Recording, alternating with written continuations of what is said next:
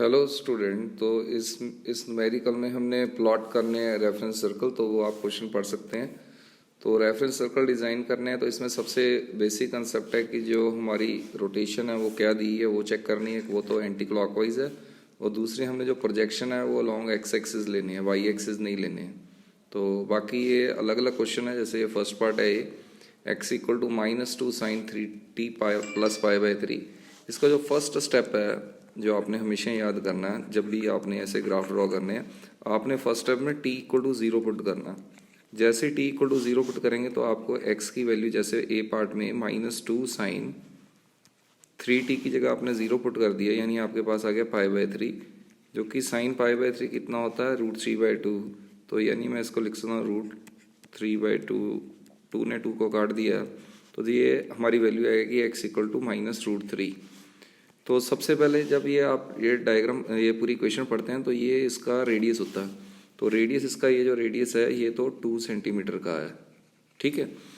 3t plus pi by 3 से आपने जैसे t को 0 पुट किया तो आपको x की इनिशियल वैल्यू पता लगी। तो x की वैल्यू 2 है, तो √3 करीब हमारा -1.7 के करीब आएगा। तो मैं मान लेता हूँ करीब माइनस है, यानी ये डायरेक्शन हमारी नेगेटिव है, तो हमने इसको ऐसे ले लिया, ठीक है।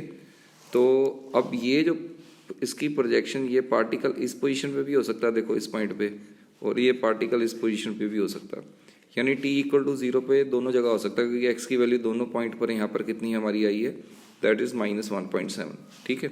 चलो सर यहाँ तक तो ये क्लियर है। अब कौन सा पॉइंट चूज करेंगे वो देखना है कि हमारा पॉइंट t इक्वल टू 0 पे ये था, कि हमारा पॉइंट t इक्वल टू 0 पे ये था, ये हमने चेक करना है। उसके बाद हमारा डायग्राम करीब करीब कंप्लीट है।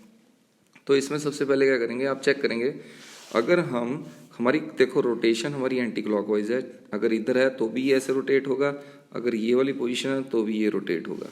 तो अभी ये नहीं मालूम अभी कि कौन सा ठीक है, ऊपर वाला ठीक है कि नीचे वाला ठीक है, अभी ये नहीं मालूम कि दिस वन इज करेक्ट और दिस वन इज करेक्ट।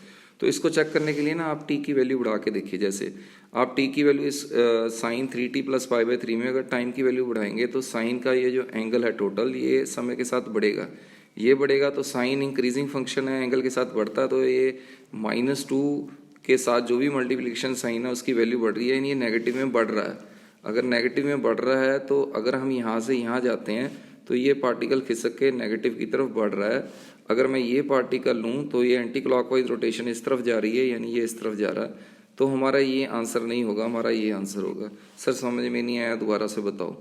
बेटा पता क्या, देखो t इक्वल टू 0 पे आपने 2 पॉइंट चूज कर ली, ये वाला और ये वाला, ये आपको क्लियर है। सर ये क्लियर है हमें सर ये नहीं पता लगे आगे कैसे करना। तो आगे करने के लिए दोबारा से देखो, आपने ना ये पूरी की पूरी वैल्यू चेक करनी है। sin 3t plus pi by 3, sine जैसे जैसे एंगल बढ़ता है साइन की वैल्यू इंक्रीज होती है, यानी इंक्रीज होगी, यानी नेगेटिव बाहर लगा हुआ है -2, यानी नेगेटिव में इंक्रीज होगी। नेगेटिव में इंक्रीज होगी तो हमें मालूम है नेगेटिव में इंक्रीज होगी तो ये चीज़ इस तरफ जाएगी, क्योंकि नेगेटिव डायरेक्शन ये है, ये डायरेक्शन पॉजिटिव है।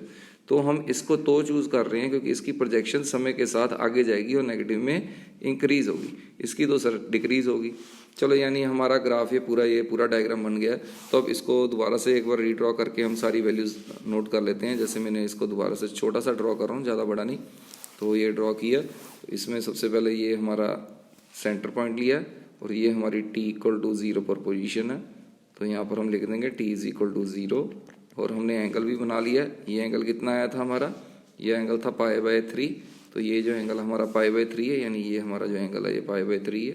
सर ये हमें क्लियर है।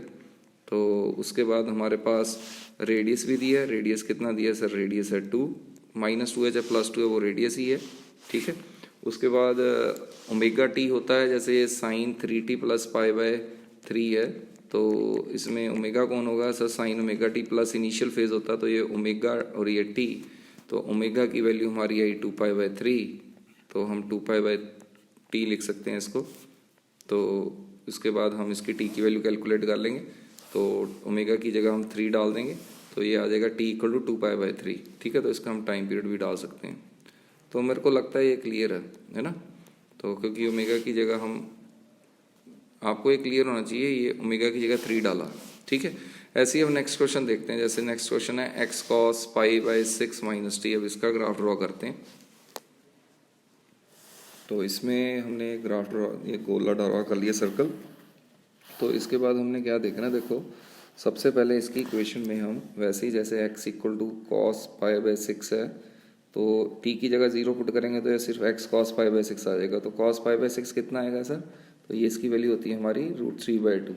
तो हमारी x की वैल्यू आ गई, दैट शुड बी पॉजिटिव √3/2। जैसे अगर मैं इसको x एक्सिस खींच लेता हूँ तो ये हमारा ओरिजिन आ गया, तो √3/2 कुछ इधर आएगा तो क्योंकि पॉजिटिव वैल्यू है, यानी इसकी दो लोकेशन चूज़ कर सकते हैं, ये ऊपर वाली एक नीचे वाली। तो ये अब आप सोच सकते हैं कौन सी चूज़ करनी है। तो इसमें अब देखिए पहले तो इसका रेडियस कितना है, देखो ये मैंने दो पोजीशन ले ली इसकी p इक्वल टू 0 और q, क्योंकि इस वैल्यू पर √3/2 ये वैल्यू है, ये पॉजिटिव है, तो ये दो वैल्यू रख सकती है ऊपर और नीचे वाली। तो सबसे पहले रेडियस की बात करें तो कोई x के आगे कुछ नहीं लगा, तो ये x इक्वल टू हमारा यहाँ पर हम 1 मान सकते हैं, तो इसका जो रेडियस है वो 1 हो गया। ठीक है सर, रेडियस की वैल्यू हमें पता लगी। मैं साइड में लिख रहा हूँ, मैं क्वेश्चन के बीच में नहीं लिखूंगा। ओमेगा टी होता है तो ओमेगा की वैल्यू भी देखो, जैसे इसमें टी के साथ ओमेगा की वैल्यू भी 1 है, तो ओमेगा की वैल्यू 1 है, तो ओमेगा इक्वल टू 2π/t कर देना, तो टी की वैल्यू भी हमारे पास आ जाएगी। ठीक है, चलो सर ये दोनों चीज़ें भी आ गई, टाइम पीरियड भी आ गया, ये भी आ गया। अब सर रोटेशन कहाँ करनी है, देखो आपको जो मेन स्टेप है, जो ये जिसके लिए आप ये वीडियो चेक कर रहे हैं, समय बढ़ने के लिए अगर इसको समय बढ़ाते हैं तो ये एंगल कम होगा, π/6 माइनस टी। अगर टी बढ़ेगा तो π/6 माइनस टी, यानी कॉस के आगे जो थीटा है वो समय के साथ थीटा जो है वो कम हो रहा है। लेकिन कॉस जो फंक्शन ऐसा है जिसमें एंगल कम होता है, तो जो कॉस की टोटल वैल्यू है वो इंक्रीज हो जाती है। ठीक है सर, तो कॉस की अगर टोटल वैल्यू इंक्रीज होगी यानी एक्स की वैल्यू बढ़ेगी। एक्स की वैल्यू अगर मैं यहाँ एंटी क्लॉक जाऊँ और यहाँ जाऊँ, किस केस में बढ़ेगी, इसमें तो एक्स की वैल्यू कम हो रही है। देखो अगर मैं यहाँ से जहाँ जा रहा हूँ इसकी प्रोजेक्शन ये तो कम हो रही है, अगर मैं यहाँ से यहाँ जा रहा हूँ तो एक्स की वैल्यू बढ़ रही है। यानी मेरे को जो पॉइंट चूज़ किया वो मेरा जो सही पॉइंट है वो पी है कि क्यू है, अब आप खुद सोच सकते हैं वो हमारा पॉइंट है, वो हमारा क्यू पॉइंट है, वो हमारा सही है, दिस पॉइंट इज़ करेक्ट। तो जो हमारा डायग्राम बनेगा वो कुछ ऐसा बनेगा, यूँ करके यूँ। ठीक है, तो ये आपको इनिशियल एंगल मालूम है, ये कितना है, दैट इज दिस इज π/6। तो ये हमारा इसका डायग्राम है। तो हमारी ये पोजीशन करेक्ट है, ये अनकरेक्ट है, हमने ऊपर से कुछ नहीं लेना है। सिमिलरली अगर हम थर्ड पे जाते हैं, x equal to 3 sin 2πt plus π/4, तो आप इसको में भी t इक्वल टू 0 पुट करेंगे। मैं इसको कर रहा हूँ, लास्ट क्वेश्चन अपने आप करना। ठीक है, ये लास्ट सी पार्ट में कर रहा हूँ। तो इस पार्ट में भी हमें नज़र आ रहा है x equal to 3 sin 2πt plus π/4 है, तो इसमें t इक्वल टू जब 0 पुट करेंगे तो 0 पुट करेंगे तो 3 sin π/4 आएगा। तो sin π/4 की आपको मालूम है वो क्या होता है, sin π/4 सर 1/√2, यानी ये पॉजिटिव वैल्यू आ गई। तो हम ये कह सकते हैं इसकी जो पॉजिटिव वैल्यू आएगी यानी x की पॉजिटिव वैल्यू आएगी, यानी वो इस साइड ही होगी। अब दूसरा पॉइंट है, देखो एक ये पॉइंट हो सकता है, ये पॉइंट हो सकता है, मैं ज़्यादा नहीं इसमें आपको जल्दी जल्दी बताऊंगा। तो जैसे समय बढ़ाएंगे तो साइन की एंगल बढ़ेगी, तो ये भी एंटी क्लॉक है और ये भी एंटी क्लॉक है। एक्स की पॉजिटिव वैल्यू बढ़ रही है, कम हो रही है, सर एक्स की पॉजिटिव वैल्यू बढ़ रही है, तो पॉजिटिव वैल्यू बढ़ेगी, तो यानी हमारा ये जो पॉइंट पी होगा ये करेक्ट होगा। सर दोबारा से बताइए, देखो t इक्वल टू 0 पे sin π/4 है, यानी x इक्वल टू 3 sin π/4, यानी वो पॉजिटिव वैल्यू ले रहा है। सर ठीक है, π/4 पॉजिटिव वैल्यू ले रहा है, तो पॉजिटिव वैल्यू ले रही है, यानी हमने यही डायरेक्शन चूज़ करनी है, ये डायरेक्शन चूज़ नहीं करनी है। दूसरी बात, अगर t की वैल्यू बढ़ाएंगे समय के साथ, पहले t इक्वल टू 0 पुट किया बेटा, तो करके ये π/4 आया। ठीक है ना, ऐसे कंफ्यूज मत हो इसमें। तो इसके बाद ये हमें मालूम है समय के साथ साइन बढ़ता है, अगर ये एंगल बढ़ेगा तो साइन की वैल्यू बढ़ेगी, तो एंटी क्लॉकवाइज है तो ये बढ़ेगी, तो ये वाला पॉइंट लोगे, क्योंकि इसमें एक्स की वैल्यू क्या हो रही है, कम हो रही है। अब ये अपना लास्ट ईयर डायग्राम अपने आप बनाओ। ओके बेटा, थैंक यू।